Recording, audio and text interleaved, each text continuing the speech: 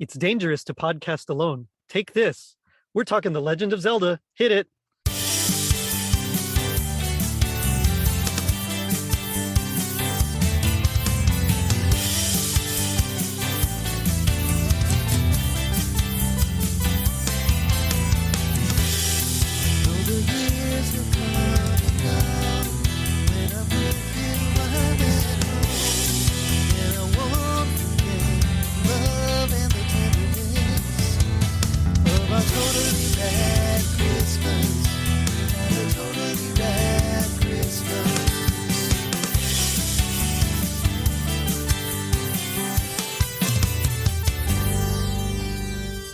It was 1987.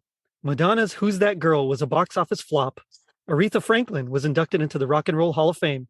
Nintendo released Mike Tyson's Punch-Out!, and a boy named Link tried to reassemble the Triforce of Wisdom and rescue Princess Zelda from the evil Ganon. I'm your host, Jerry D, with another episode of Totally Rad Christmas, the podcast that talks all things Christmas in the 80s. Toys, movies, specials, music, and fads. If it was gnarly during Christmas in the 80s, we got it covered. Joining me is a Totally Rad Christmas all-star and a brand new, very special guest. From the awesome Advent Calendar House, it's Mike Westfall. Mike, how's it going? Hey, for you, Jerry, anything. Ah, shucks. And from Horror Movie BBQ, it's Chad Young. Chad, what's happening? I tell you what's happening is this podcast. It is a darn good happening. Some days, other days I just try to get by. Oh, that's okay. You're doing great.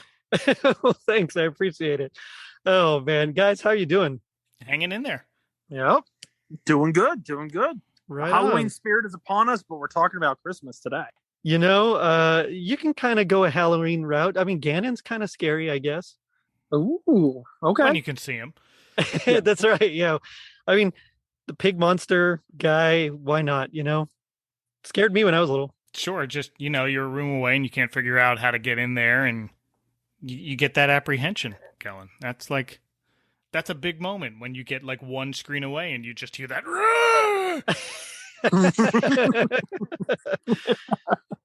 For sure, yes.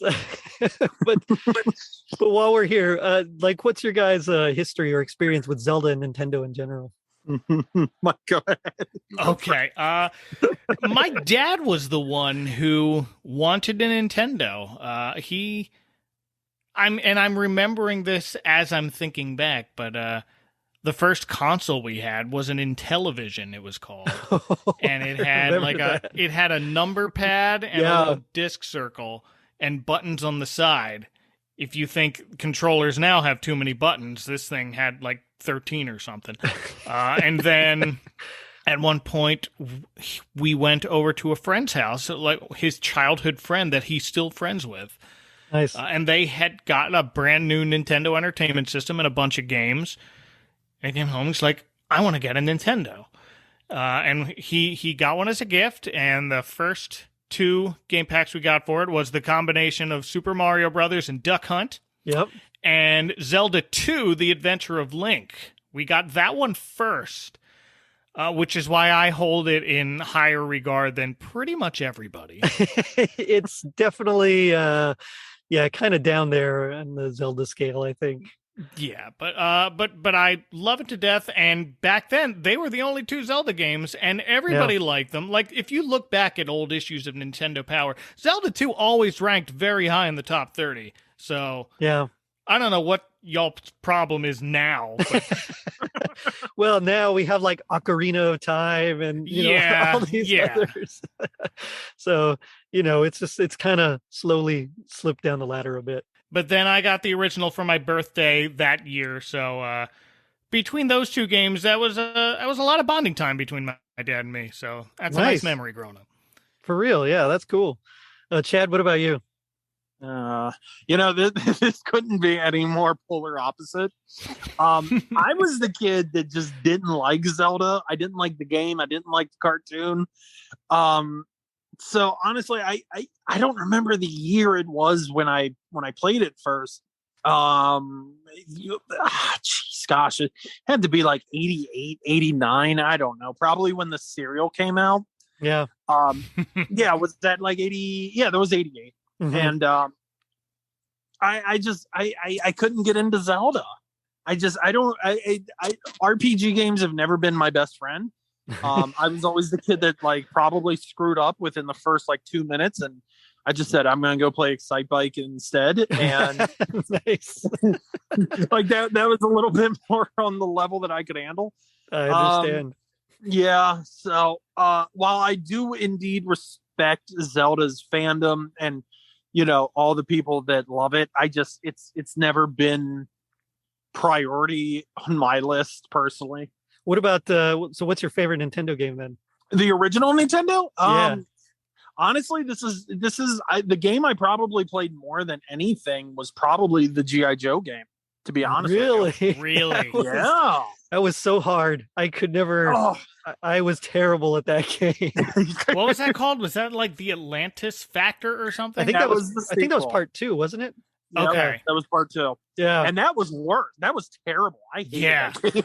That's the one I played. I don't think I ever played the first one then. The first one was actually I wouldn't be shocked if it shared the same engine or like the same ROM or whatever as Sure. the Batman game. Oh yeah. Really? Yeah. It was very similar. You had similar levels, kind of similar stuff. But the best part about it, you could actually take like 3 people on a mission. So you could take like Snake Eyes, Blizzard. I think Duke was one of them too, wasn't it? man. Or Duke was Hawk? one of them.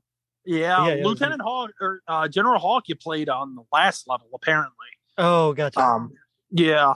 And here's what's funny. Have you guys ever heard this rumor? Maybe you have, maybe you haven't. And my friend years and years ago, we were at a convention and we were talking to someone about that the G.I. Joe game. And he was like, yeah, the only way you could beat that game is if you beat Cobra Commander, but you had to beat the game 3 times. And I just remember saying, that's not real. He's like, yes, it did. Yes, it is. I'm like, what?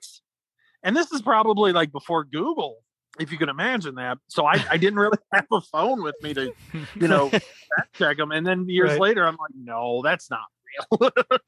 I don't know. It sounds like a Ghosts and Goblins deal where it's just like, just kidding. Yeah. Back at the beginning. Ghosts and Goblins was. No, thank you. I don't want to think about that game. It's still so hard. So I've been playing a lot of Nintendo like on emulators on my laptop. Yep. And I still am terrible at G.I. Joe, and I'm very, very terrible at Ghosts and Goblins. So my childhood dream of beating it now that I'm older just is never going to happen, I think.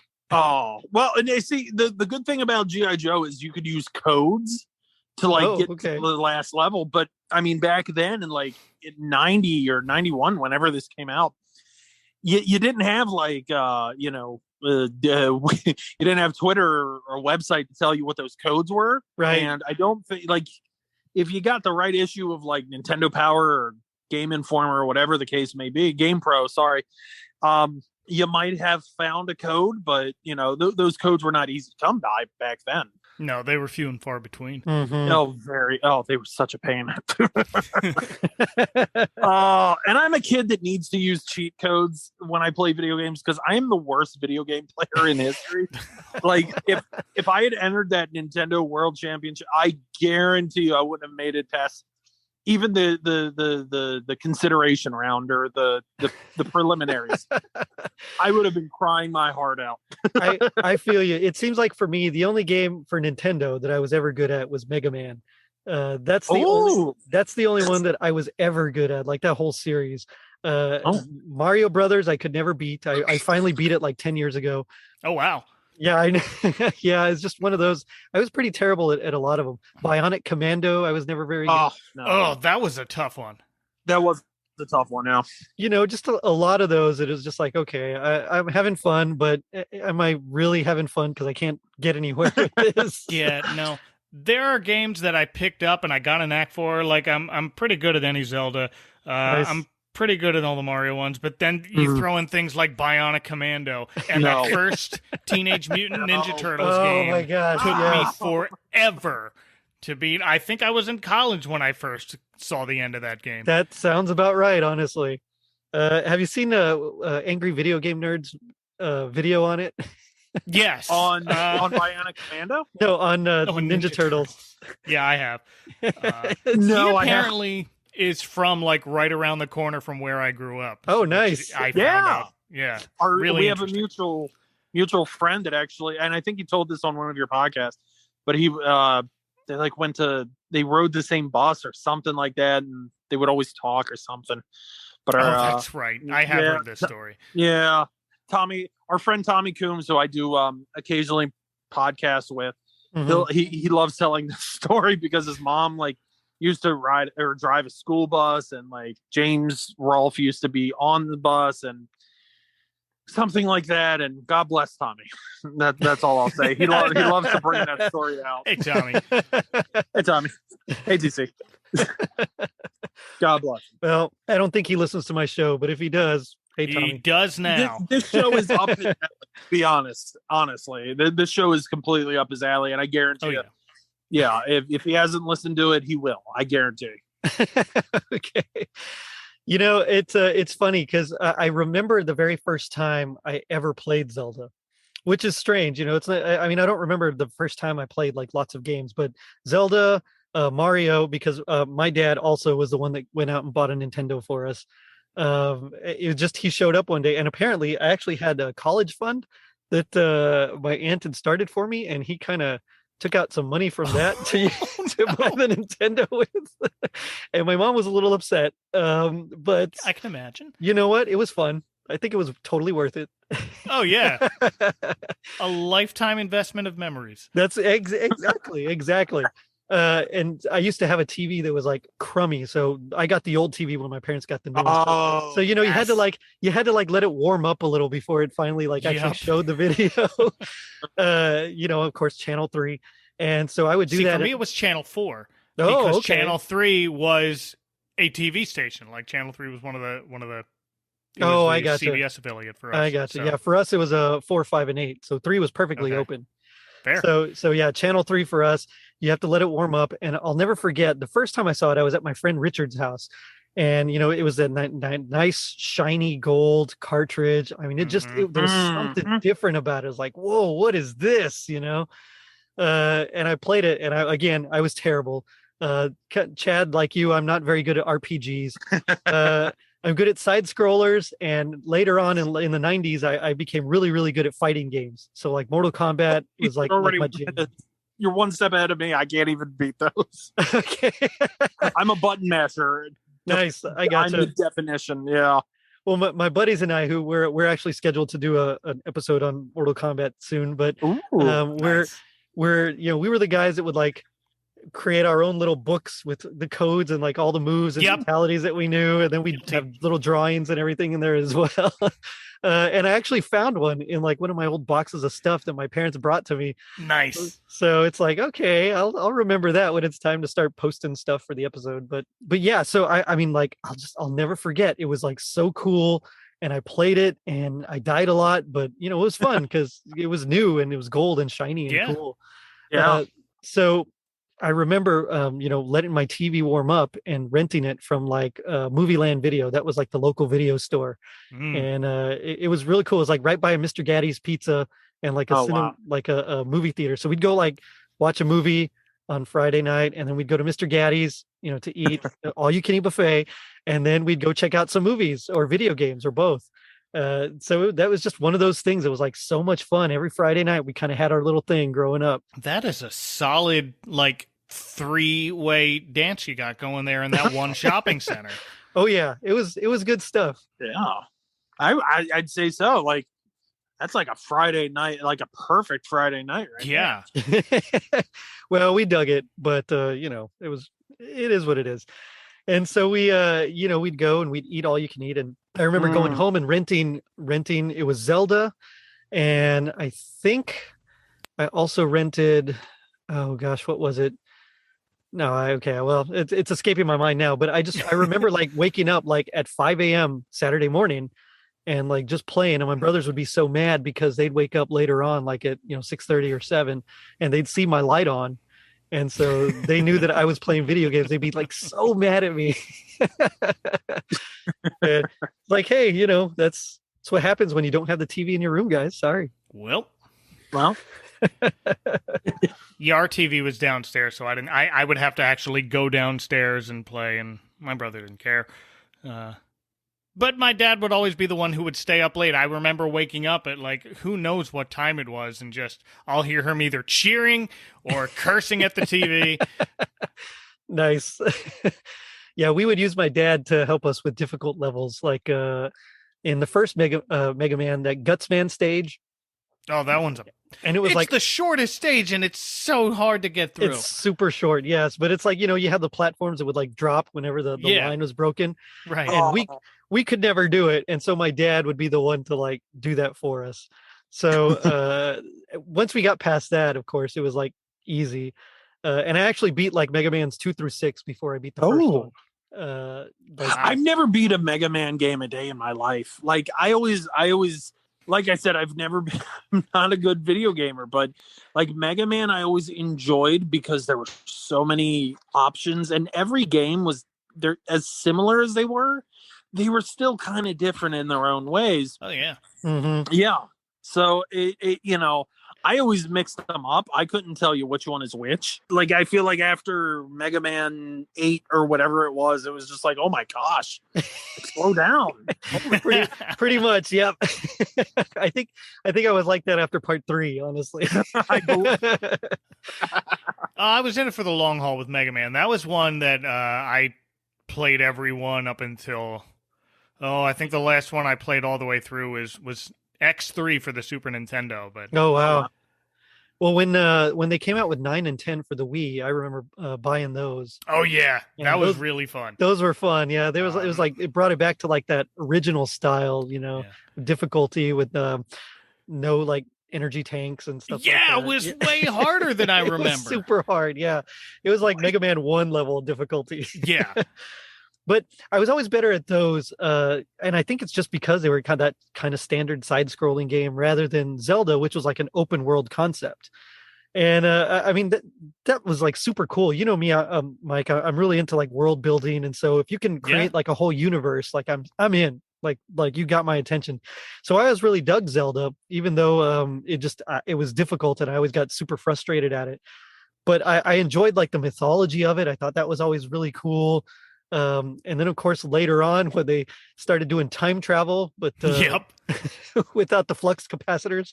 Yeah. And, I had what is Star Trek: The Next Generation, where every episode is just time travel? What in the world? pretty much, yeah. Yep. It was that kind of a vibe there for a while with Zelda. And then you started going into like multiple timelines and what? Yeah, there's like so Ocarina of Time, I guess, kind of sets the stage. It's like a prequel, and like if you lose, that kind of leads to like the main timeline with like the original Nintendo games. Yeah, so they connect all of these different Legend of Zelda games for all of these different consoles in this timeline that's split 3 different ways. Yep. At this Ocarina of Time game for Nintendo 64 because, well, you traveled to the past, so you branched off of this timeline. Mm-hmm. So if y'all think the multiverse is complicated, Nintendo's been doing this for like 20 years. But yeah, I mean, it's super crazy with the timeline. Apparently, they had like a super secret, like, I guess series Bible essentially, that they were keeping like the whole timeline straight with everything, and they finally released it like in 2011, I think. I want to say 2014, but it might have been earlier than that. So 2011 they came out with a game called Skyward Sword for the Wii. Right. That's one I got for Christmas. Nice. But that was supposed to be this is supposed to be, and they just released it for the Switch too. And I just played through that recently, and it was super fun. Way more fun than I remember. And the kids got to watch. They played a little bit, and they decided, nah, this is too much for me. Their speed is more Animal Crossing and Mario Kart, and that's fun. Yeah, they have fun. Same here. I finally got my kids into Street Fighter 2. So, nice. Oh, so they're. Is it Turbo Edition? It is Turbo Edition. Yeah. Oh, good. No. Was there any difference between regular Street Fighter and Turbo Edition? Turbo was faster. Yeah, it was faster. That's all. Oh, someone like, they would hack into the arcade machines and like up the speed and do all stuff. So Capcom decided, all right, we're just gonna make a turbo edition, so y'all will stop hacking into our machines. So off topic, but were you guys more Street Fighter guys or Mortal Kombat guys? I was a Street Fighter guy, but I played my share of Mortal Kombat, and it owns so much of my money. So many quarters. Yes. He doesn't call them quarters. He calls them Street Fighter currency at this point. Quarters. Rupees. Well, rupees. I was a Mortal Kombat. I was both, but I liked Mortal Kombat a lot more because it had like more like horror elements and like, you know, stuff like just all the goofiness of it. But I liked both. But yeah, I'm always going to be Mortal Kombat. And that goes for the movies too. And I'm with you there. Absolutely for the movie. By the way, I need to kind of, this is breaking news. It just got announced that the company Mill Creek, who is a DVD Blu-ray distributor, they just announced about an hour or two ago that they're putting out a steelbook edition of that Street Fighter movie for some reason. With the Van Damme one? Yeah. Yes. Oh no. Yes. I don't know how to process any of this anymore. That movie, that's got Paxton Holly written all over it, Chad. Oh gosh, yes. Didn't he say he was so coked up on that movie that he doesn't even remember making it? Probably.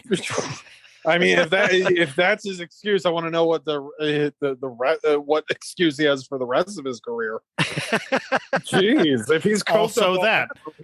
Yeah. Seriously. Well, I like Bloodsport, but yeah, I know what you mean. Yeah, I'll be nice. This is the Christmas season. Yeah, well, I think Bloodsport kind of helped us get Mortal Kombat, and I know we're going way off topic here. Absolutely. Well, do you know the original story is they were trying to get Jean-Claude Van Damme to portray himself in Mortal Kombat. Nice. And when he wouldn't agree, that's when they came up with the Johnny Cage character. Cage, yep. That explains so much. It really does, because you go back and you look and you're like, yeah, that's totally Jean-Claude Van Damme. Yep, he does the splits. He's got the groin punch. I mean, it's everything. It's literally just Van Damme. Mm-hmm.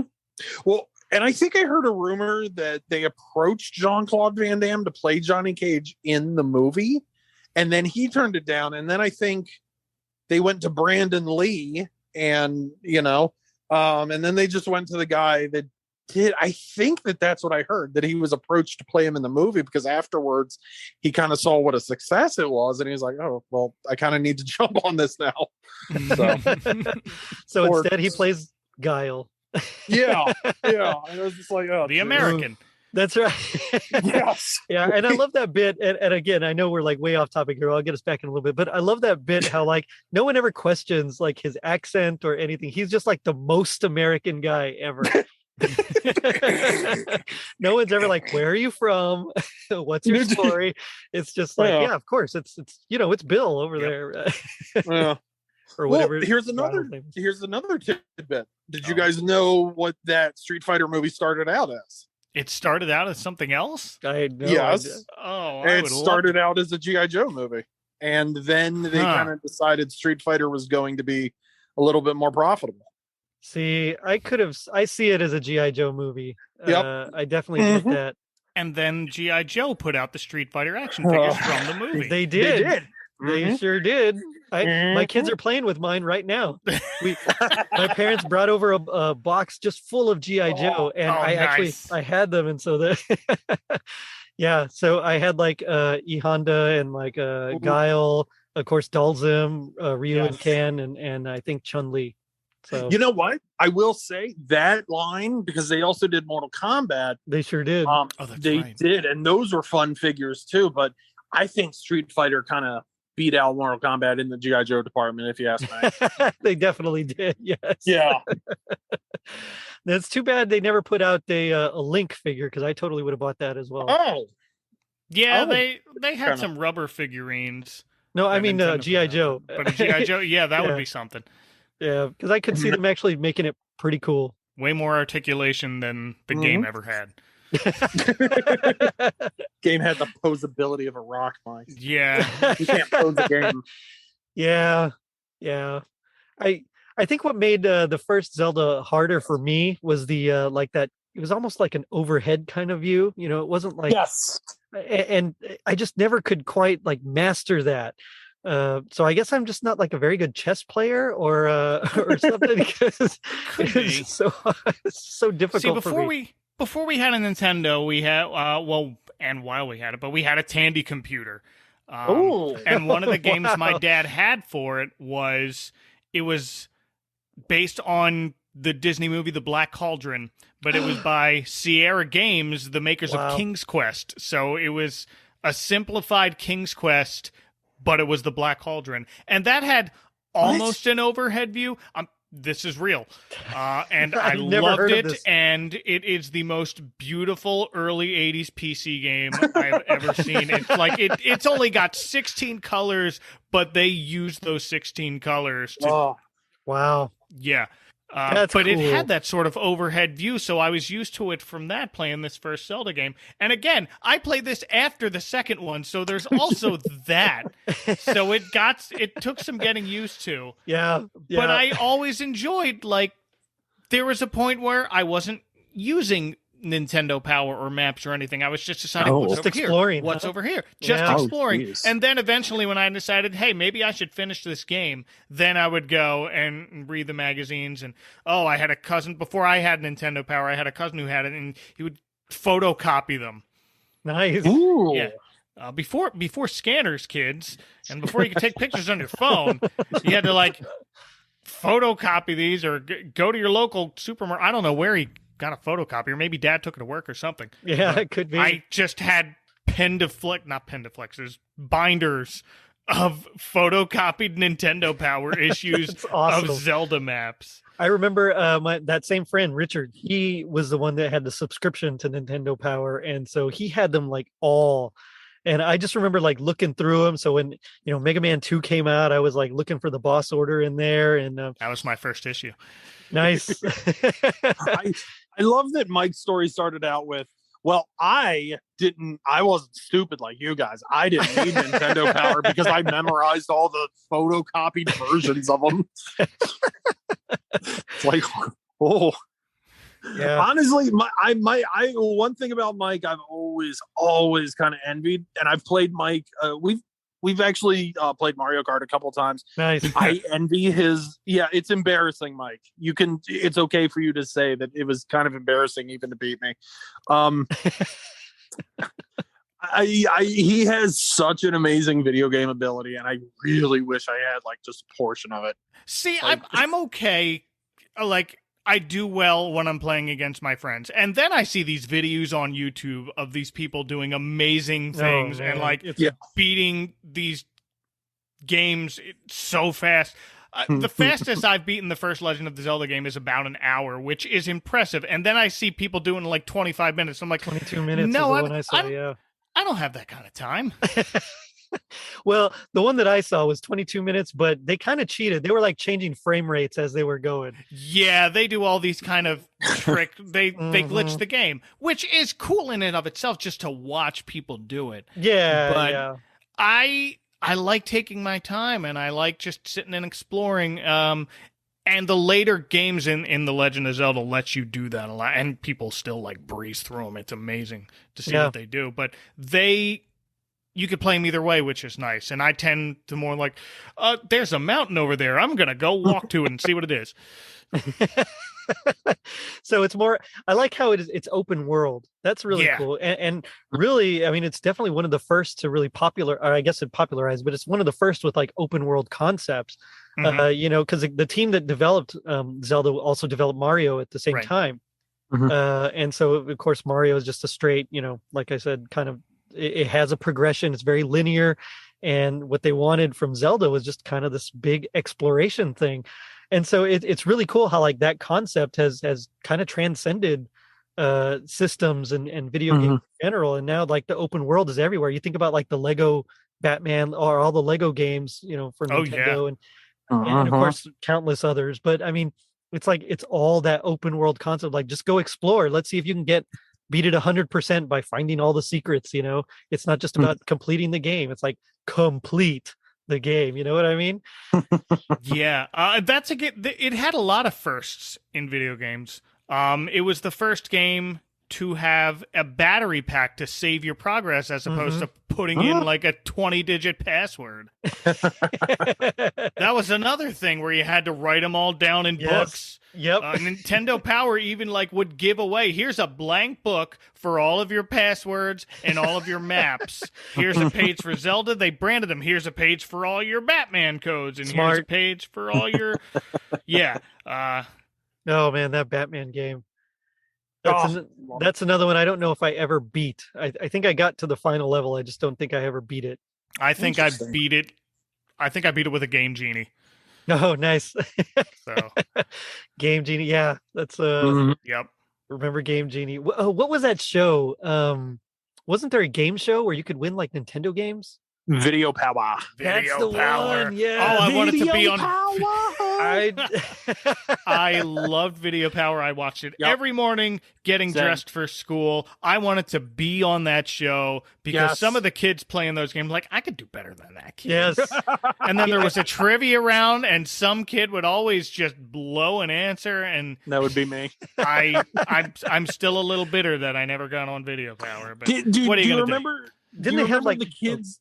Like had to wear like Velcro suits. I was just about to say, didn't they have Velcro and you would Velcro the games to yourself? So the final round in this game show is they go through this little prize mall, and it was just walls and walls of Nintendo boxes. Yes. And they had a Velcro vest, and they would just start putting things. They had a helmet with Velcro strips on them. They would go, there was a top level. They also had things like if you wanted a Nash skateboard, this giant of a skateboard, you could grab that. And then the last part of this shopping mall was a slide, like a playground slide that they would go down, and that was the end of it. And then they would count their haul.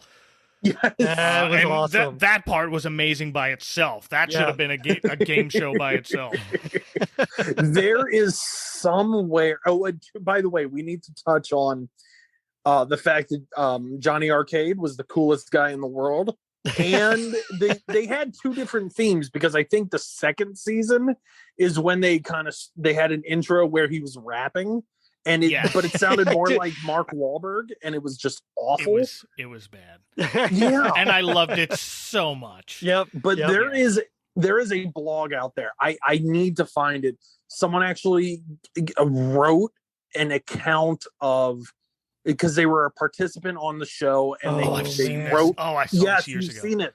Okay, I can't remember where it is, and I'm way too drained to find it right now. But is someone goes through like being selected, getting there, meeting everyone, playing the game, and just everything involved, and it was one of the most fascinating reads. And if you can find it, I definitely suggest you read it, because it's so weird to read, and it's also kind of like, well, geez, I wish I would have done that. Yeah. Yeah. Mm-hmm. Yeah, I remember dreaming about being on that show. Oh, so good. Oh man, wasn't there another game show that was? It wasn't Game Pro, wasn't it? Was it Game Pro? Was Game Pro? Game Pro was more. There was a game that was like a magazine show, right? Yeah. Well, Video Power started like that. The first season was more of a magazine show type, like that, like Game Pro. JD Roth, hey. Oh, that's right. Yep. But then the second season with the rap intro, that's when it was a game show. Okay. There was,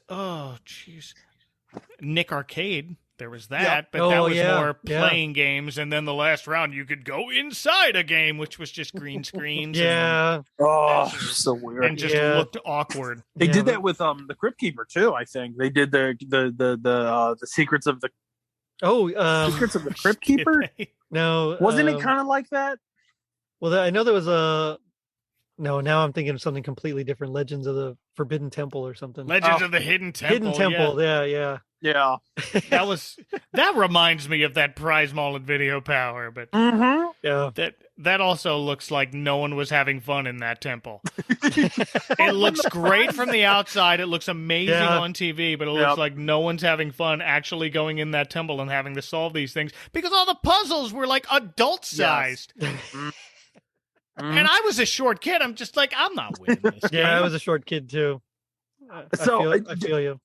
Do you guys remember that there was a show, and I guess that this was early on when video games were just launching and like arcades were really popular. Do you guys remember that there was a show called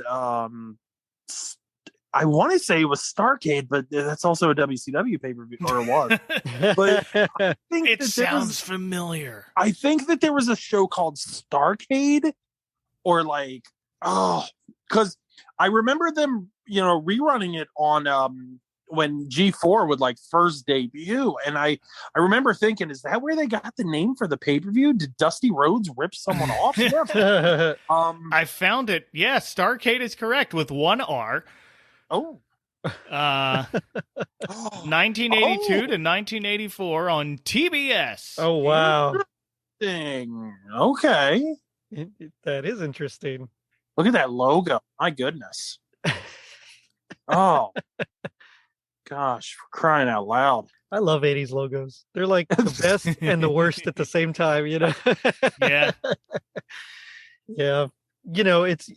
You think about all these like Nintendo game shows and all these things, and it always made me, of course, when we talked about it, always made us want to go on, but there was something about like actually playing the game live, like with other people, that always just made it better. Like, yeah, I had fun by myself in my room, but like when I was at my friend's house playing it, it was like a whole nother level.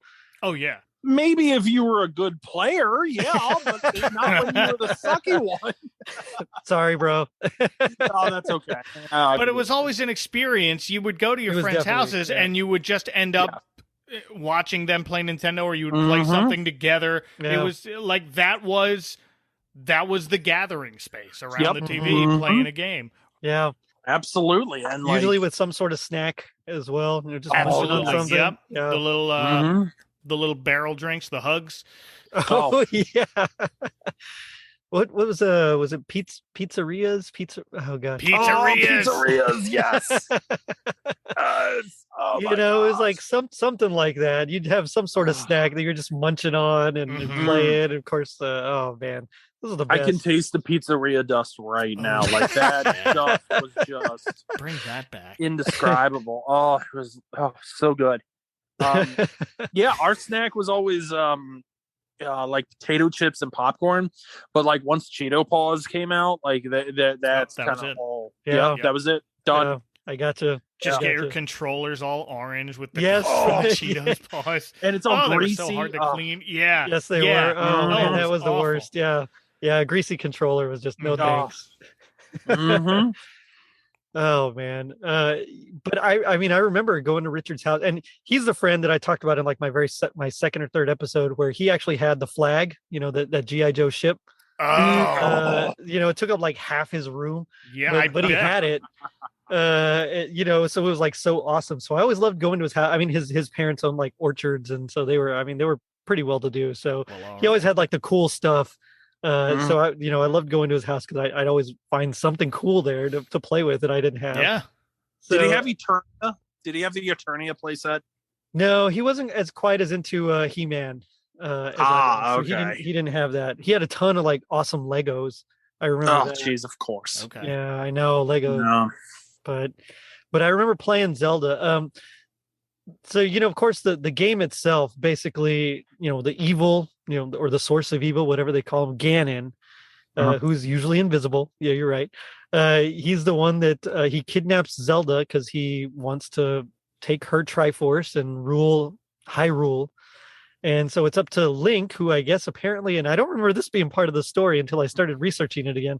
Apparently he's like a reincarnation of like several spirits or something like that. That's how they explain all of these different Legend of Zelda games on all of these different consoles. That wasn't the original story. They just decided, all right, so that started with the third game on Super Nintendo, A Link to the Past. Gotcha. And they decided, this is a different Link and a different Zelda from 100 years before. Yeah. For no reason. Their names just happen to be exactly the same. That's why they don't know each other, and that's, yeah. So, and then they just decided to keep that going, and so now they thought, okay, well, they're either a reincarnation or basically these same events will happen again and again. And they set it up like a curse in one of the games. Like Nexus points or something Yeah. in time. Yeah. And Gotcha. I mean, a lot of people are really into trying to piece those pieces of the puzzle together. And I'm just like, I like video games. I want to play Zelda. I hear you. Yeah, that's kind of how I am with a lot of other things. It's like, yeah, it's cool. I dig it. Like Yeah. trying to make sense of the Marvel universe sometimes. Or no, Right. Marvel's actually okay. The DC Yeah. universe, that's the one that's like all over the place. Yeah. It's like, wait, there's a new 52.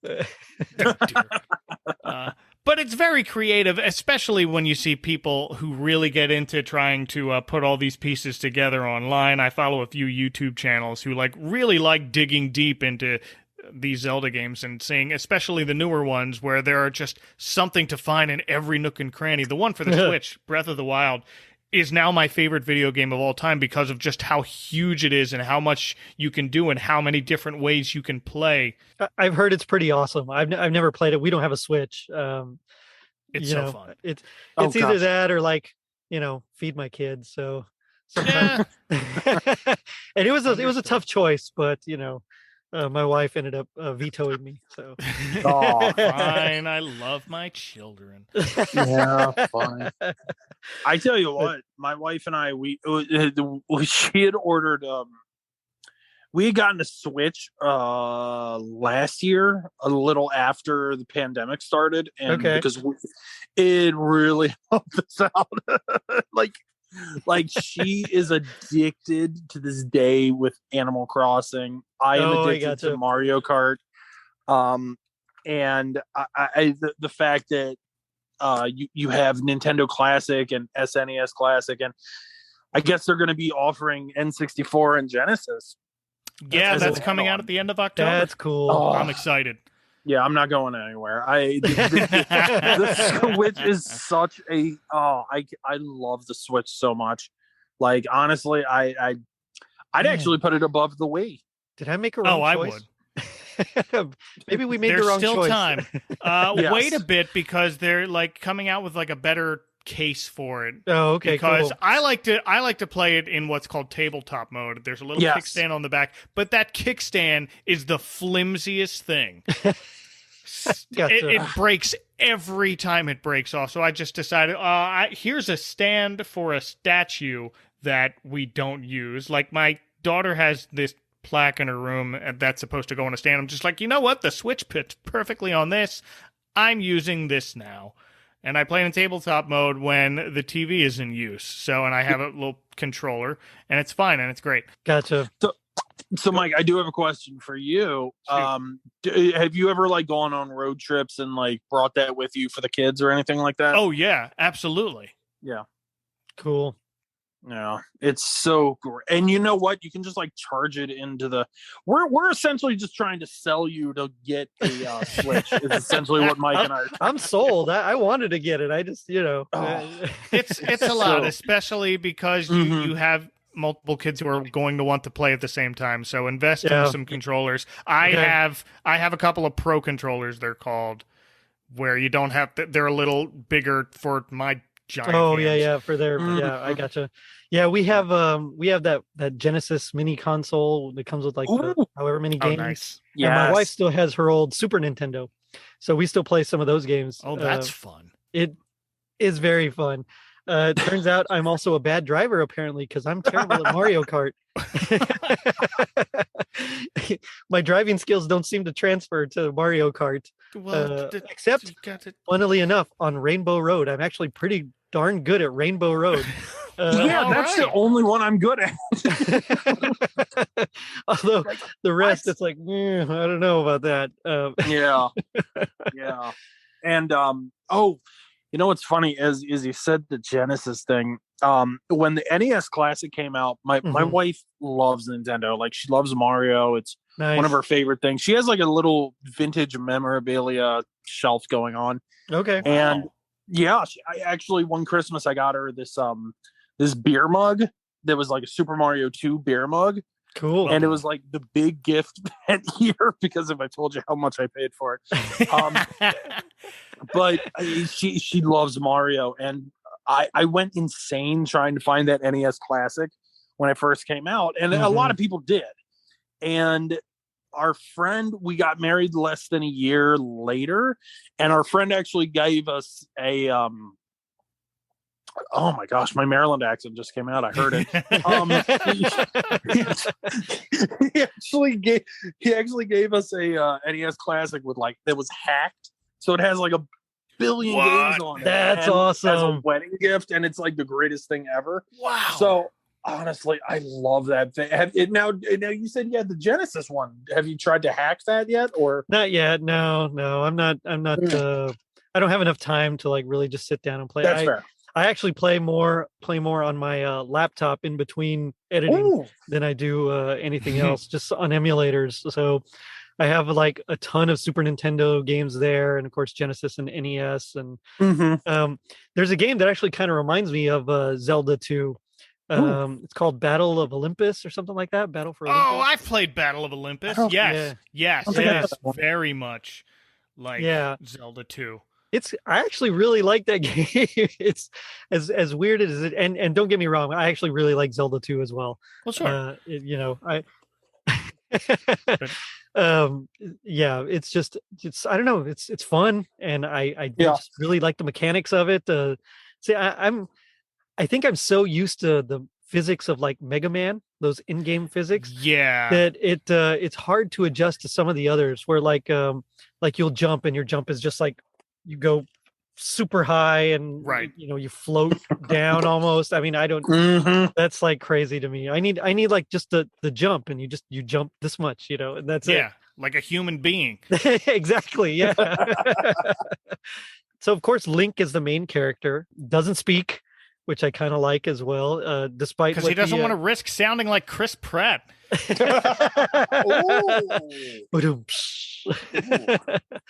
Yeah, that's okay. Okay. I'm gonna watch it. I'm gonna go. Yeah, we all are. We all will. Yeah, of course. But I mean, it just seems like there's so many better choices. Oh yeah. Like that just seems like the lazy choice. Yeah, because it is the lazy choice. Well, exactly. Because money. I mean, we have a perfectly good Maurice LaMarche to play Bowser, and we need Jack Black. Like, why? Jack Black is like the one I'm least scratching my head about. That's Jack actually, Black as Bowser makes the most sense out of that entire list. But I am looking forward to Keegan-Michael Key as Toad. That's going to be fun. Actually, me too. He's going to nail that, I think. Like, Toad has had such a cast of characters, like, portraying him. It was like Keegan-Michael Key, Mojo Nixon in the first movie, and John Stalker, who's the voice actor behind like Mr. Beastly in the Care Bears. And every Canadian production of all time. Ever. Like, I'm sure, like, when we've done Advent Calendar, I'm sure we've done at least 57 John Stalker productions. Oddly, he hasn't come up a lot. Yet. Oh, now you're just lying. Yeah. Ooh, I like that. I do have an episode coming up in the Care Bears Nutcracker Suite. So nice. John Stalker is in that. But I think the only other time I've mentioned him on the show so far was as Toad. So yeah, I can't wait to do those Mario Christmas specials. That one was fun. Yeah. Koopa Claus. That's going to be fun. Oh boy. Well, and speaking of the show, so Legend of Zelda had their own show as well. Half hour, it was like 13 episodes. Yes. It was paired with Mario and that Mario cartoon. Yeah, so every Friday on the Super Mario Brothers Super Show, it was Zelda Day, so they would show the Legend of Zelda cartoon instead of the animated Mario segments. And I was really into this. Like, I remember day one of this show airing. I remember running off the school bus and parking myself in front of the TV because I didn't want to be late. Like, I have a clear memory of that. Nice. And Zelda Day was epic in its own right. It was on par as far as that sort of medieval vibe back then with the Adventures of the Gummy Bears, I thought. Nice. And that's one I used to love. I used to love Gummy Bears. Yeah. I'm actually going to be covering them. They didn't have a Christmas episode, but they did have a Christmas book.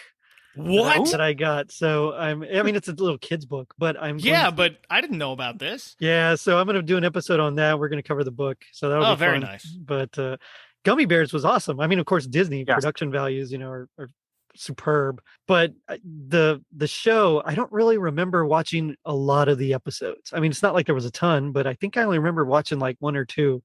I do remember when they crossed over with Captain N, though. Mm-hmm. Yes. Mm-hmm. That was cool because I loved Captain N. Loved Captain N. That felt like an event because that was like a season 2 deal when they finally brought over Link and Zelda, and it was set in the world of Zelda 2, where you had the backstory of, well, we've already beaten Ganon, but there's a way to resurrect him, but you gotta kill Link and sprinkle his blood on. Yeah. Wait, what? Kind of dark. It's super dark. The book, it's in the manual. Yeah. So kids, before you had to spend like 20 minutes learning how to play a video game, they would come with this little booklet with instructions on it, and sometimes the booklets would come with the whole backstory. It was very interesting, and I kind of missed that. Were you a read the booklet first or play the game first kind of kid? I was a read the booklet first. So was I. Me too. I had to read the book first. And in many cases, you had to figure out what to do, where to go. And Zelda 2 had like pages and pages and pages of backstory. Holy cow. And page 1 was just like, well, Ganon has been destroyed, but there's a way to bring him back to with the blood of Link shed on his ashes or something. It's well, this is dark. Like, I know that Zelda is the main topic here. You guys are doing an awful job selling me on trying to give Zelda another chance. Like, you have to sprinkle his blood, but then you have to read the instructions. They don't show that part. Well, they don't show it, but they say it. Thank you. But that's kind of like what is it, Castlevania 2, right? Simon's Curse. Hey, yeah, right. I never played Castlevania as a kid, and that game would have been up my alley as I play it now. Castlevania is awesome. Part 2 is great. I mean, they're all really good. I like 1 through 3 especially. My ringtone is from Castlevania, and they have great. The little score is great. Oh yeah. But it's the same thing. It's like, oh, you're dying. You beat Dracula, but now you're dying. And so you got to beat him again. Don't let him get resurrected. You got to do it in a certain amount of time. Yeah. And I was never able to do it within the amount of time except through a cheat code. That's the only way I was ever able to do it. Yeah. Me neither. I was like, oh, that's the happy ending. Okay, I get it. But yeah, I always end up dying. Like I'd win, I'd beat the game, but you're gonna suffer, but you're gonna be happy about it. Yeah, that's another one of those. And I'm sorry, Chad, that we're not selling you on Zelda. No, that's okay. I'm loving this conversation though, even though it's kind of a table for one on my side as far as Zelda goes. And that's okay. That's just fine. But because I am like I'm just loving these memories that you guys are bringing up. Like I just, it feels just like, Christmas '89. Nice. Or Christmas '88 while I'm listening to them. Like I feel like I can be there, envisioning, so I'm loving this. I'm loving it. So I'm glad you brought that up in Christmas '88 specifically, because in that year, 2020 did an actual it's like a 16-minute segment. John Stossel was talking just about Nintendo, and oh boy, John Stossel. It's all about like, how they're selling out. It's like the most popular thing. Of course, they go into the is it bad for kids? Does it rot their brains kind of things? But mostly it's like he interviews a dad who drove like 1,000 miles to try to get to the store to buy a Nintendo and Super Mario 2 and Zelda 2, which were like the hottest games at the time. And so it's funny because he talks to kids, he's talking to all these parents, he's talking to store owners, he of course some game developers and things like that. But I mean, he like really gets into like Nintendo and how this fad is kind of taken over the nation. And this is Christmas '88. So it's just funny how nowadays you think of course video games, no big deal. But like back then it was like, wait, are they eroding our kids' minds? It was like, and what would parents do to get their kids this game? So it's fascinating. It's a fascinating look on it. Of course, John Stossel just is John Stossel. So he's got a did he get smacked? He did not get smacked. No. Not this time. Dave, I'm sure it was tempting. I'm sure someone wanted to. But talking about Zelda, there's there's like the overworld, which you can kind of explore, and then there's like the underworld, I suppose, with like all these dungeons essentially, like, or castles or whatever you want to call them. I didn't remember them having all these names. So like the first one, or the one you should do first because it's the easiest, is like called the Eagle. That's like the name of the dungeon. Because it's because of the way the map is laid out. Yeah, looks like an eagle. So they have all these different patterns. One looks way too much like a swastika, but it wasn't a swastika. Are we sure? Are we sure it wasn't? Oh boy, that's a whole nother conversation right there. Yeah. But they laid out these maps, and they all kind of fit together if you put them all together, and that's how they made the most of the little computer space that they had to put on this cartridge. So it was very cleverly done. And then it's like, all right, well, this one kind of looks like an eagle, and this one kind of looks like a crescent moon, and this one kind of looks like a dragon's head. So sure. So that's where all of these names comes from. Gotcha. Because I mean, I honestly just didn't remember the names. I just thought, okay, yeah, you go to that first dungeon, and then you go to the second castle or whatever it's called. Well, and they all have like right over the map. It's just like this is level 2. Mm-hmm. Yeah, that's what I remembered. Just levels, But so I think in the first one you get was it the boomerang? You get a boomerang and you get a bow, but not arrows. You got to buy arrows. Naturally, Yeah. And then the arrows, for some reason, cost a rupee to use while you're sitting there. And why did that cost money? I wish I had an answer for that. I don't know. They fixed it in later games, but that first one was just, so you're not shooting a lot of arrows. It's a magic arrow, I guess. It sucks your money with you. And so you get that one. And the second one, okay, yeah. So the first one you get the bow and arrow, or the bow. The second one is where you get the boomerang, right? You get a better boomerang. You get a magical boomerang. That's what it was. Which is magical because you can throw it farther. That's the magic. And I remember, okay, well, I guess that's kind of magical. I don't know. Yeah. I remember the boss from that one. I think it's like Dodongo or something. Dodongo. Like that. And I remember that one because it kind of looked like my favorite dinosaur, which was a Triceratops. Yes. So that's like why the only reason I remember that particular boss. You had to feed this poor dinosaur bombs until it like disappeared. What?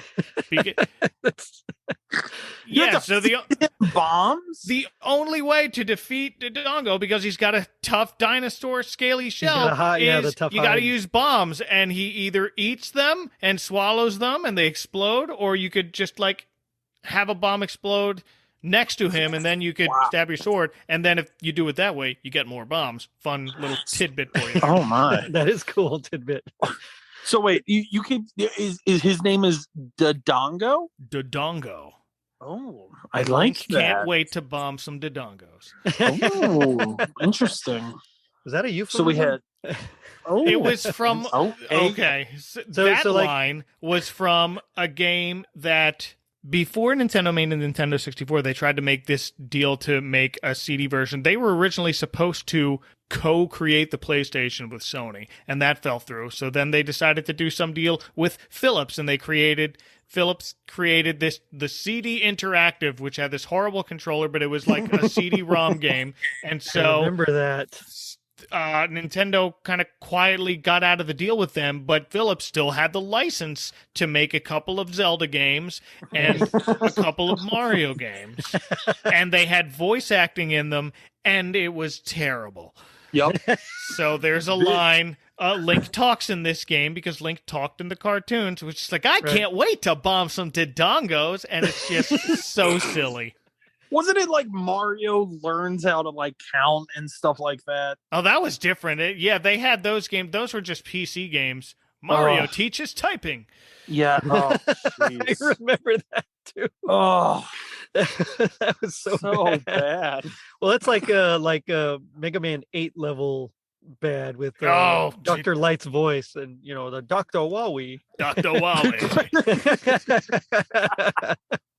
Yeah, that was pretty terrible. Forgot all about Dr. Wowie. But I think the third castle or the third dungeon is where we get the raft. You get a raft, yes. Yep. Okay. Which basically is just used to cross bodies of water, I guess. Yeah, there are 2 little docks that you can use, and the next one gets you to the 4th level, where you get a step ladder. The step ladder, yeah. That's where the you one could cross like tiny little rivers. And then this is where we have the dragon, right? Like with 3 heads. Yes, Gleeok. Yes, who didn't make it to 3D yet. There are a bunch of like Dodongo came over in Ocarina of Time, and you had to like battle it in 3D. Gleeok, we have not had to battle a 3-headed dragon yet in a 3D Zelda, and I want one. I wonder if they're afraid of like King Ghidorah copyright issues or something. I don't think so. I don't know. It's just, it seems like, why not? I guess so. Why not? I don't know. It's all Hydra.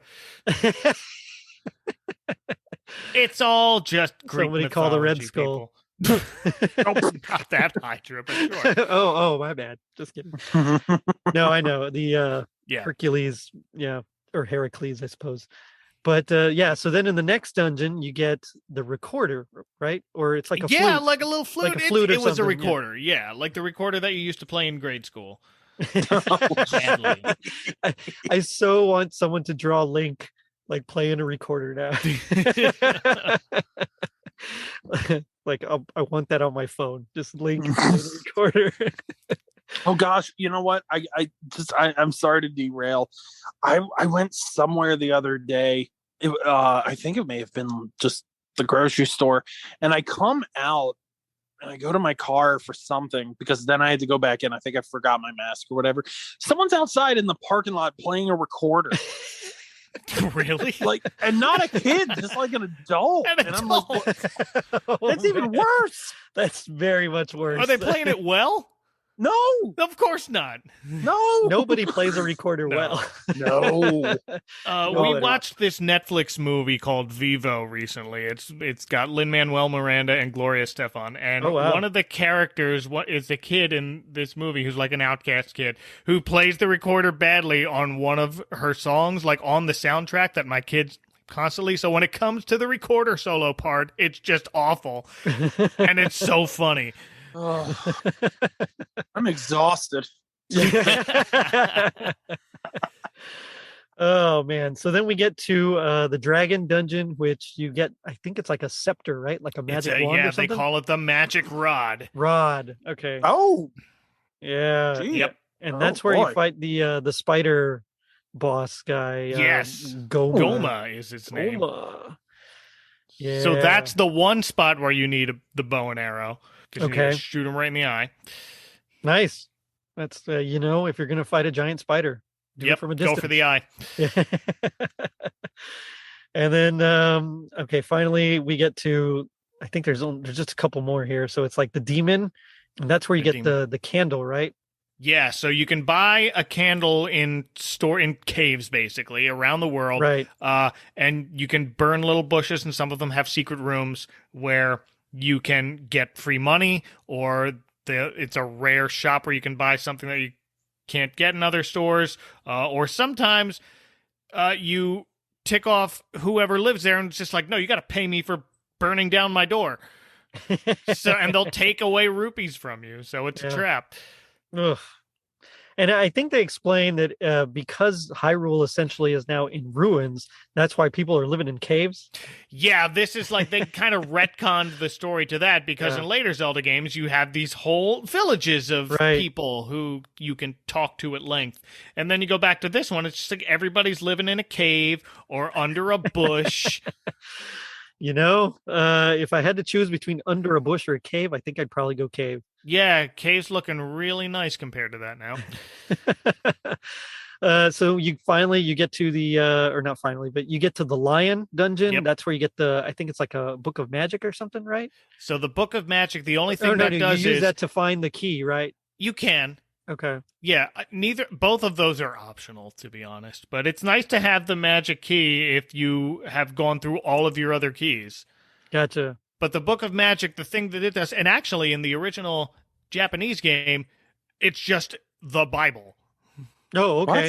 Fun Cool. fact. So that's why there's a little cross on it, because they just called it a Bible. And what that does is There's our your go ahead. magic rod now can shoot fire. Like the Bible lets you do. I was just about to say. Boy. I remember the first time I put my Bible up against my magic rod and it shot fire. Yeah. Good night, everybody. Ooh. Yep. We went from PG to not PG. That's our show. I wasn't even thinking that. No, but there's our Christmas connection. Your Gospel of Matthew, Gospel of Luke, infancy There it is. narratives. Boom. Yep. Got it. All right. Little green elf boy. That's right. Yeah. And then you finally get to Ganon's dungeon there, and you can find a red ring. I never figured out what does the red ring actually do. So you can buy a blue ring, and that cuts your increases that doubles your defense. So something hits you, it hurts half less. Right. Yeah. The red ring slashes that in half again. And then you buy the arrow. This is where you get or you find the silver arrow. Yeah, so the red ring's in one corner, the silver arrow's in another corner. You need the silver arrow to defeat Ganon. That is the must. So you need to get to that one corner. So I didn't remember that it was an arrow. I always remembered it to be the actual power sword, but that's from the later games. In the later games, it's the Master Sword. The Master Sword. That's what I mean. Sleeps in the forest because it steals from everything. Yeah. And that's the one that you need later on to kind of, yeah. So I wonder why they went arrow. I mean, that just, It's silver arrow. So I don't know if they were thinking silver bullet because Ganon kind of looks like a werewolf. I always thought he was more like a pig monster. He's supposed to be, but the one thing that always drove me crazy about Zelda and the designs of the whole system was so like in Mega Man, everything is kind of outlined with like a black outline. So they're very defined. They're well defined. Mm-hmm. In Zelda, Mario, a lot of the other games from this time, like they're not. Like it's just the sprites, there's no like black outline around that. And it always drove me crazy that they just weren't as well defined. And that's just more of like my own little nitpicky kind of thing. But well, they were older, so they were still figuring things out. Yeah, that's true. Okay, I'll buy it. And especially with Zelda, they tried to like cram as much as they could in as small space as possible. And then when they right before they released it, they realized we only used half the amount of space that we could have. We have so much more space. So they said, all right, let's make the same game again, but make it harder and like redo all the layouts. So that's how you beat it once, you get this second quest. The second quest. Or if you want to cheat and go straight to the second quest, you can make your little save files name Zelda and you go straight to that. Ooh, good tidbit, guys. Yes. So if you ever play this game that's 30-something years old, and you want it to be even harder for some reason right out of the gate, make your name Zelda. I could barely beat it on regular level. Right. I mean, it did really well. It made like $6.5 million. Oh, yeah. Which is, ridiculous amounts of money back then. I mean, it's still huge money for me, but I mean, that's crazy. Yeah. The second game only made $4.3 million. So not quite as only $4 million. Yeah, I know. Failure. No.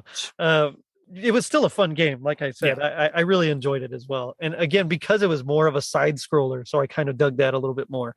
There you go. But that's just more my jam. So made sense. But I do have a question. So everybody knows that you love Muppets. So if you could make a Zelda film or show, whatever, with Muppets, which Muppets would you cast as which characters? Ooh. Well, Link would have to be someone who doesn't talk, like Beaker maybe, or Thog. No, too big. No, Beaker's a good one. Zelda would absolutely have to be Miss Piggy. Yeah. That would be fun just to keep cutting back to her, and then you could have Gonzo or someone as Ganon, like someone ridiculous. No, it would be like, because people would want to say some big Muppet like Sweetums or something. I'm just like, no, the point of Sweetums is he's like adorable. Or Uncle Deadly, maybe. Uncle Deadly. Well, that might be a good one. Uncle Deadly would be a good one, actually. All right, Uncle Deadly's my Ganon. Or if we're sticking with like the pig monster, we could always do like Link Heartthrob. Link Heartthrob. His name is Link. Oh, it's right there. So he can talk now. Oh, see, I would love a game. It's just like, I'm going to save the princess. Here I go in this dungeon. Oh man, I want this like so bad, and I want this to cross over with Captain N. You're welcome. Mike, are you saying that could have been Lorenzo music as Peter Venkman? You know, Jim Henson's Link Hogthrob voice is not far from Lorenzo music, now that you mention it. Oh, great. Now I have 2 stupid Triforces. Oh, geez. That's a nice throwback. Oh, I wish Tommy Coombs was here to do that. All right. Oh, man. Yeah. So I think for me, as much as I want to put like Kermit, because he's just my favorite, you know, as much as I want to use him as like Link, I can't like at all. So I think I would have like Bean Bunny be my Link. Ooh. I can get behind that. Yeah. You know, I think he's got that, I don't know, innocence, but still kind of mischievous a little bit. I mean, I could see him doing that. So I don't know. Okay. Well, what if I'm just going to throw my choice out, because I feel like if they were to have done this, it could have been like a parody on like Muppets Tonight. Yeah. What if they were to have Gonzo as Link, and Zelda was like one of his chickens? Oh, that's a good one. I like that. Oh, I need that. Oh, I could dig that too. Well done. Yep. Thank you. I'll take it. So before we go, I just want to mention, I have to bring up that, you know, there was a Christmas album, I guess, where they took various themes from like the different games throughout Zelda, Legend of Zelda history, and they kind of mashed them up or emulated various Christmas carols to various extents of success. Yeah, it's neat. I'm not going to listen to it every Christmas, but it was a neat little, hey, they did that.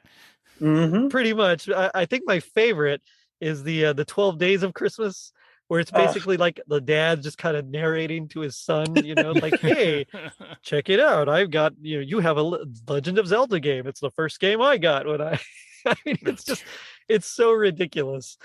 It's a commercial. Let's be honest. It's basically, yeah. It's a giant freaking commercial. Yeah, but I didn't mind it so much. I didn't want to fast forward it like I do with most commercials. Oh, that's fair. Okay, yeah. Yeah. I just because I didn't know like where it would, like it just kept getting like crazier. I just didn't know where it was gonna end up. It's like, what am I watching? You know what really kind of saddens me is I didn't know about this until you had sent both me and I'm sure Mike knew about this. I didn't know about this until you had told me about it. And all I can see, what I'm upset about is like back in 88, 89. When was this released? Like 89? The album? So? No, It was like 2000 something, like 2020, I think, or 2019. Oh, that recent. Oh dear gosh. Let's okay, see. never mind. Then just take back everything I said. I was gonna say, the fact that we didn't get like a VHS, straight to VHS like music videos featuring all this. Oh, and then when you said it was 2020, I was 2020, like, yeah. Oh boy. Okay, never mind. Let's take back everything. Can you imagine like a claymation version, like I mean, I can. I do now. Will Vinton like a very merry Hyrule Christmas. This has Will Vinton written all over it. Are you kidding? Oh jeez. Oh man. Again, so now I need like Muppets. I need Muppets as these characters, and I need Will Vinton's version of it too. Oh gosh, so do I. Oh well. But it does make me wonder, what would you guys say is your like happiest memory or moment with The Legend of Zelda? Well, I wrote down a Christmas specific memory. Nice. Which was almost a sad memory. So in this is 2000. I got The Legend of Zelda Majora's Mask for Nintendo 64. My mom got it without realizing that you also needed an expansion pack for the Nintendo 64. So it was one of those deals where you get a new toy, but you forgot the batteries. It was like that. Oh, that's awful. And it would not play this game without this expansion pack. So I'm 20 years old at this point. I drive out to see if any place happens to be open and happens to be selling this expansion pack for the N64. And lo and behold, I come across an open Hollywood video on Christmas morning. Kids, when you wanted to rent movies or try a new video game, you had to leave your house and go to a store. So I'm probably the only person who went into this Hollywood video on Christmas to visit this poor, lonely, totally not sober gentleman behind the counter. Well, it was Christmas. But I'm glad he was there to sell me this expansion pack for my dumb system. So thank you, kind stranger. Wow. I can't even believe it was open. Yeah, that's wild. Neither do I. It was like the stars were aligned. Yes, truly a Christmas miracle indeed. Absolutely. What about you, Chad? Honestly, I will say, and I'm being really genuine. I think my new favorite memory is doing this show because this has just been a blast. Yay! Right on. I've just really been enjoying hearing you guys geek out about Zelda. I will say this. We were all around in '88, and I'm just gonna say that my favorite memory was probably the cereal. Or nice. I tend to remember. As I get older, I don't remember which one it was, but I didn't like one of the bags. I liked the Zelda bag. It was berry flavored, and Chad, that I have a long standing hatred of berry flavored cereal. I like Frankenberry. I don't like Booberry. Booberry, yeah. The Zelda side of the bag tasted like Booberry. The Mario side of the bag tasted like Frankenberry, and it was delicious. I remember. But I still bought boxes and boxes of it. Yeah. Okay. So then, unfortunately, I was really hoping, just for the sake of this podcast, I was kind of hoping it wasn't Zelda, but now. It's okay. That was the side I didn't like. Right. But honestly, I will say, and I didn't mean I totally meant to bring this up earlier. My next door neighbor, he loved Zelda, and he had the golden cartridge. Yeah, and that was always one of the most unique aspects of early Nintendo, is because everything was gray.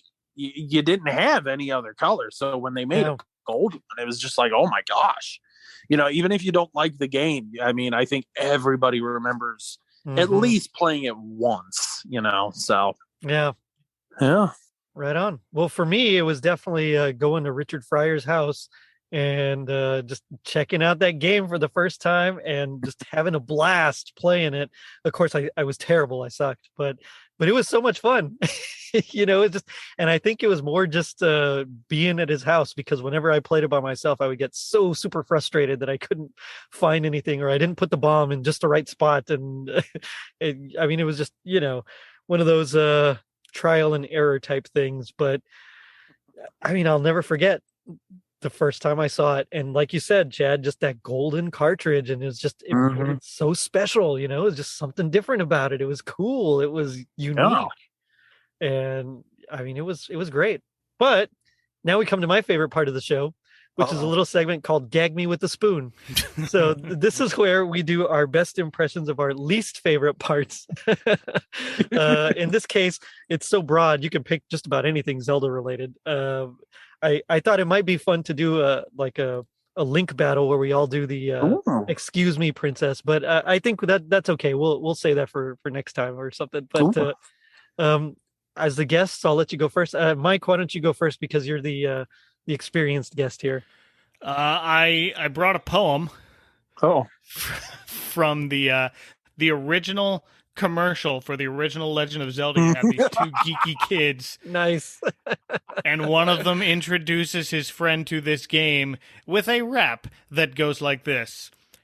It's the Legend of Zelda, and it's really rad. Those creatures from Ganon are pretty bad. Octoroks, Tektites, and Levers too. But with your help, our hero pulls through. Yeah, go Link. Yeah, get Zelda. Wiki wiki. That's awesome. This nerdiest, whitest kid is going wiki wiki. It's in 1986. Oh man, that's awesome. That's 1986 for you, all right? Yeah. That's I got some serious Teen Witch vibes from that. Top that. Did Mike top that? Yes, indeed. I think he did top that for sure. Oh man, Chad, what about you? So many to pick from. Gosh, I kind of came unprepared. I'm not gonna lie, so I'm just gonna do. Hold on, let me take a nice little drink of water. I know that this is exciting to hear audio. It's build up. It's just building suspense. It's good. It's gonna build up to nothing. That's build up to disappointment. That's even better. Okay, fair enough. Well, excuse me, princess. That was pretty good. That was really good. That actually was really good. Thank you. Oh, what I was going to say, and I'm so sorry to derail, but Mike brought a memory back to me. Okay. Because he mentioned the commercial. Uh-huh. There was a commercial, I think, with a very young John Kassir, aka the Crypt Keeper, where he's like doing imitations of all the creatures, wasn't he? Wasn't that his? Was that who that was? Oh, maybe. I remember Yeah. this commercial. I didn't realize it was the Crypt Keeper actor. Yes, and I had totally forgotten until you just brought that up. I'm so sorry to derail. No, that's okay. Yeah. That's. Down. Are you kidding? That's like the kind of derailing we want. Yes. I'm learning something today. Well, it's funny because I'm a massive John Kassir fan, and and if you're obviously people are going to know him as the Crypt Keeper. He also did he filled in for Charlie Adler when Charlie Adler left Tiny Toons, and he's done so much, and he's a voice acting icon, but yeah, I think that was one of his first commercials, national exposure. Wow. But yeah, if you guys see that commercial, you'll definitely be able to spot him and his very curly hair. He's very curly hair. He's wearing like a black turtleneck in a dark room, and he's just going, which way to go? Yes, that's it. Wow. But I mean, isn't that like what we felt when you're playing the game? Like which way? Yeah. That's exactly what I felt. Oh man, and now I gotta follow your excuse me, princess, with my own. I don't think I can get it as good as you did. But I'm also gonna do that because that's really the only thing that I knew that was cringeworthy enough to do for this segment here. So. You can always do Link, my boy. Oh, dear. So just so you know, Chad, I never win at these things. I'm always like the worst impression whenever I do it, but I love doing impressions even though I'm terrible at them anyway. So in this case I'm going to try. All right, here we go. Well, excuse me, princess. That was terrible. All right, that's terrible. I love it. I love it. You're getting my vote. Oh, you're just being nice, but thanks. I appreciate it. Oh man, I like how they gave Link a California accent. Yeah, what was up with that? It was like Malibu from American Gladiators all of a sudden. Oh man, there has to be like a Christmas episode of American Gladiators, right? I mean, there has to be. Oh, good gosh, so. I totally got to do that. Yeah. There is not, sadly, but oh my gosh, we don't have enough time to talk about American Gladiators. But when you're ready to, oh my gosh, that Nintendo game. That game was awful. That was a terrible bad game. So that was totally a bad game. Yeah, but it actually reminded me of something, and I don't know why because it doesn't have any correlation whatsoever. But it reminded me of the music of Zelda. Yes. Mm-hmm. It's like so memorable, Iconic. Yeah. Mm-hmm. I mean, it's like just you hear it and it's like exactly what game it is. Yep. But I mean, I guess you do that with American Gladiators too. So I guess there's a whole there's an old podcast called The Soundtrack Show that does movie soundtracks, and they spent I think they might have spent even 2 episodes just going over the score to The Legend of Zelda, the first game, and it's excellent. It's hearing it from a musician's point of view and how that song was structured. It's and originally they wanted to use Ravel's Bolero as the music. That's right, which would have been weird. And I'm glad they ended up. I'm glad they ended up using an original song. I am too. That off. Well, I mean, they thought it was that the copyright had expired, and it actually hadn't at the time. Oh. It's like 70 years after the death of the composer. At least here in America, I don't know what it is. It was. I think it was shorter back. It was shorter in Japan in the 80s, and they were just short. It was just short, yeah. But I mean, they did a fantastic job because in a lot of ways, the music is even more memorable. At least to me. Yeah. Bolero is just the same thing over and over again. It gets boring real quick, but. And I know they only had like the 3 channels to really do something. I mean, in most Nintendo games, you have the 4 channels, which is usually like your lead, your harmony, you got your bass line, and then your percussion. But I think at the time when they were doing Zelda, I think they were using that percussion track as well for some of the sound design, like so some of the effects were coming through that channel as well. Yeah, the sword sound is very percussion-y. Yeah. So, I mean, it's just, they did amazing with their limitations, but I mean, it is what it is. But, G.I. Joe, they taught us that knowing is half the battle. What do you guys think is the other half? Hitting them with a sword. I got nothing. I was going to say hit them with a hind, but no, that's a different show. I guess the other half would be not eating the bag of Zelda cereal. There it is. Yep. Yeah. So I mean, they're both better than mine. If knowing is half the battle, I thought the other half was just trying to keep your timeline straight. Oh, dang! That's a battle in and of itself. For real. Yep. Guys, this has been so much fun talking with you. What do you want to plug? Like, tell me about your stuff. After you, Chad. Oh, jeez.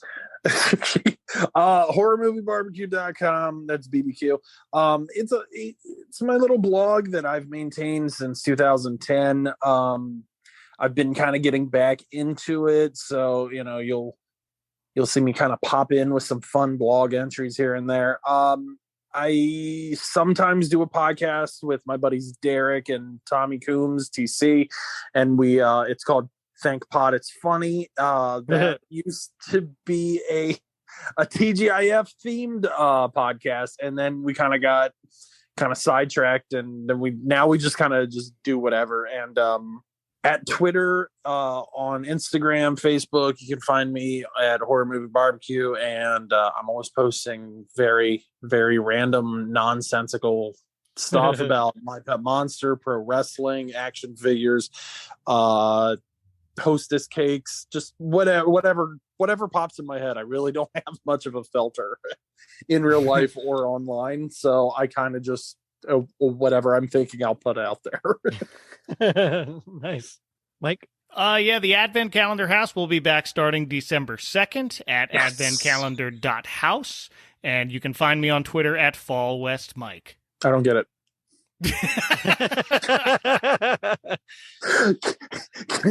So I gotta.